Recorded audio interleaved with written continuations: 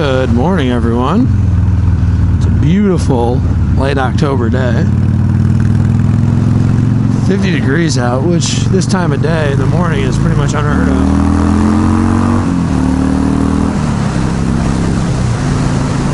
But we're just enjoying a motorcycle ride into work here. And the weather's going to be, well, it really already has turned in a lot of ways. I mean, it's been 30s in the morning a lot of days. It's a time of year here where it could be 25 and snowing. It could be 55 in the morning. It's just really strange. I mean, the variety is massive. Just part of living here, for better or worse. The Northeast has some pretty big temperature swings and a pretty radical climate in that sense, which can be interesting and annoying, depending on what you're trying to do and how you look at it. Looks like they're done paving this road for real now. Probably not. I wonder if they're going to paint the lines again, because it's pretty dim. I don't know. Unless they're setting up to work. 7:13. Okay. I had to stop and get gas this morning. I tried to get gas in the afternoon, but I just ran out and I parked the bike in the garage with very little gas in it. When you put 3.046 gallons in your peanut tank, that's pushing it. Anybody who's got a Sportster knows. You got about, technically I think it's rated at 3.3, but I don't know that I've ever ridden it below a 3.1 or 2. I feel like it just starts, choking on running out of gas. So, but it's all good. We made it. Yeah, man. I'm really looking forward to. Any videos I'm making now, I'm pretty much saving for the winter. Give you guys some motorcycle content. It's tough because, I really can't comfortably ride to work between part of October until part of April, basically. That's like late October to late April is your no ride zone. I mean, you could, no ride zone for somebody who's not really freaking wearing a lot of gear and hardcore dedicated. I'm not. I guess I'm just not that dedicated, right? I have a car, right? So it's just hop in the car, turn the freaking heater on. I gotta be honest with you, that's nice sometimes. But for a day like today, I mean, it's beautiful. I love this. It's a great temperature. 50s don't bother me. Even the 40s don't bother me too much. 30s, man, 30s on a motorcycle get chilly. Unless you got a bunch of heated gear and whatnot, which I just don't. I could get it. And I might actually someday. I don't know. So anyway, let's go over gear. You want to have multiple layers for sure.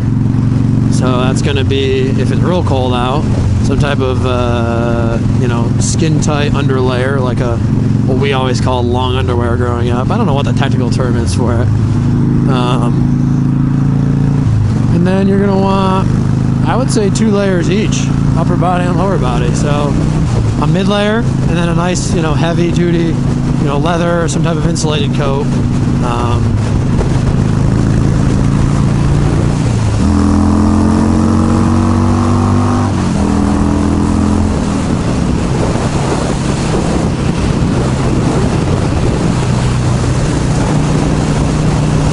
And on your legs, some type of mid pant layer, or just a really good insulated pant. Or if you're trying to go to work or something, your normal work pants, in between your skin and your insulated motorcycle pant. That'll definitely help. Now, just for going to work, I've oftentimes I'll just wear the upper layers and I'll just rock the jeans on the bottom. And your legs will get a little chilly, but it's usually not too bad if it's like 35 plus. But yeah, man, if you're flirting with freezing, woo, it gets chilly. It's real chilly. It's about 45, 50 right now, and this to me is no big deal. I don't know. I don't get that cold in this kind of weather. The key though with motorcycling is you gotta keep wind from getting in your coat. So it tightens tight around your neck. Now, however you want to achieve that, right? My coat just happens to be pretty tight around my neck, but any type of turtleneck sweatshirt is really good. You know, you want a coat that has a good snap or a button or a belt or something around your neck. Get it nice and tight, you know, not so you're choking, but just keep air out of it. Same thing on the bottom, right? You want to close up that gap on the bottom of your coat as well. And that'll make a big difference. And, you know, that way you're trying to retain body heat. And then heated grips help. Any heat you can add to your body. Heated seat, I think, would definitely help. I've never had one, but I don't know. It's just that much more BTUs of heat going into your body rather than leaving, right? So it definitely can't hurt. So I like the idea of that. I would give that a shot someday. But yeah, what else? So riding style. With big, thick, heavy gloves on like these, you know, you can control the brakes and throttle and everything, but you have a little less feel. So I don't know, you just might not want to like go rocketing through corners like you might normally do, or really aggressive accelerations and braking and lane changing and stuff like that, because you just lose a little bit of your nimbleness.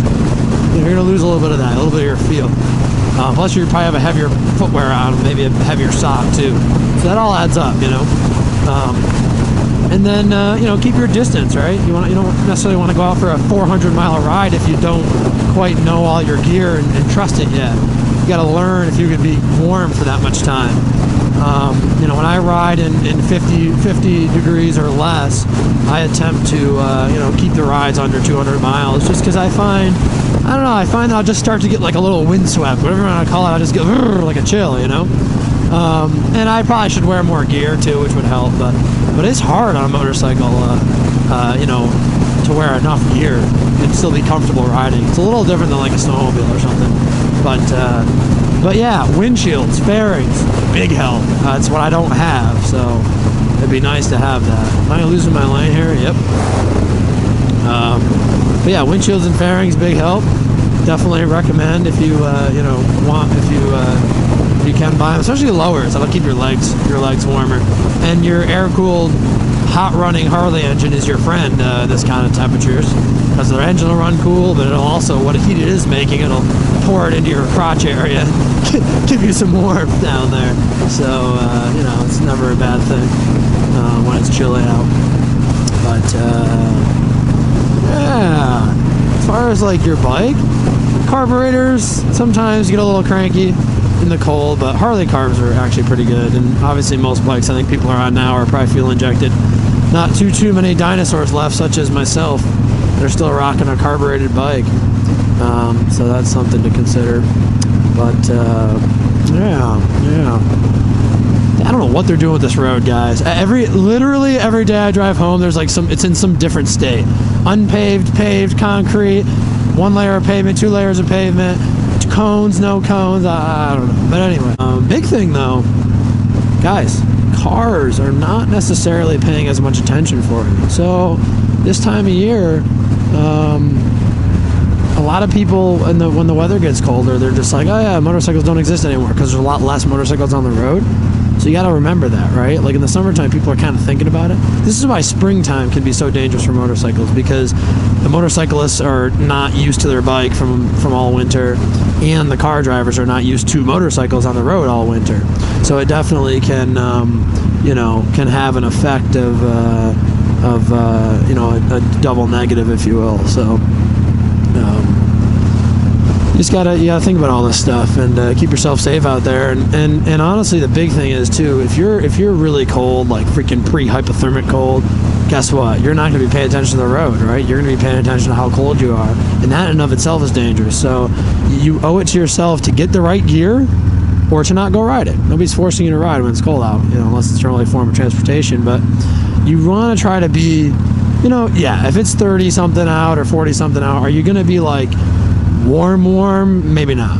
But you can be comfortable, you know, a bit chilly but comfortable, and that's safe, right? Like, you know, that's not a problem.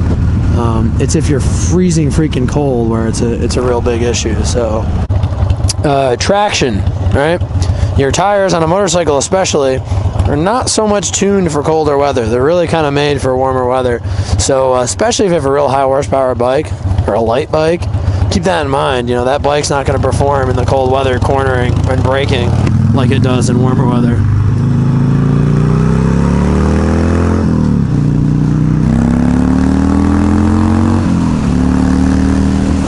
van's ripping for a van. Like, good lord. He went around that turn pretty fast, actually. It's kind of funny. But,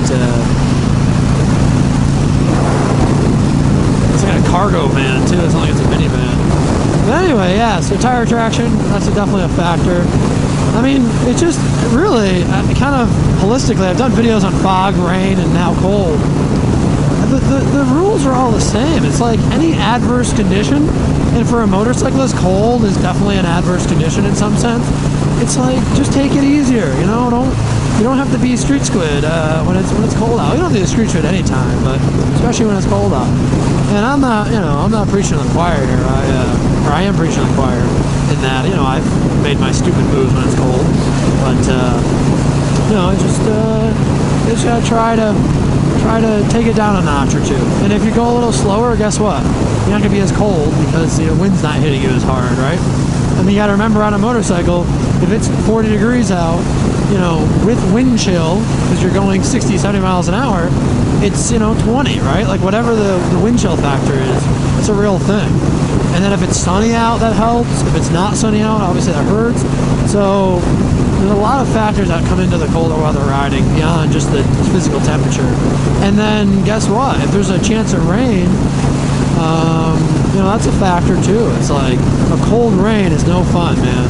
It's 40 out and it's raining. Fudge that. If it's near freezing, well, that could be snow. And riding a motorcycle in snow without the right tires, which most people aren't going to have, is especially miserable. I don't know that it's particularly fun, even with more off-road centric tires.